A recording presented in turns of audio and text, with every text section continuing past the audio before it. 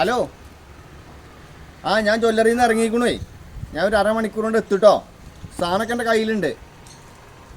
ആ ആയിക്കോട്ടെ ആയിക്കോട്ടെ ആയിക്കോട്ടെ. ആ ശരി, ഓക്കെ. ജ്വല്ലറിയിൽ നിന്നാണ് ഒരു പവനത്തിൽ കുറയാതുണ്ടാവും തന്നെ. ആയി ഈ കുഴപ്പമില്ല. പുറത്തല്ല കാര്യം, സാധനത്തിലാണ്.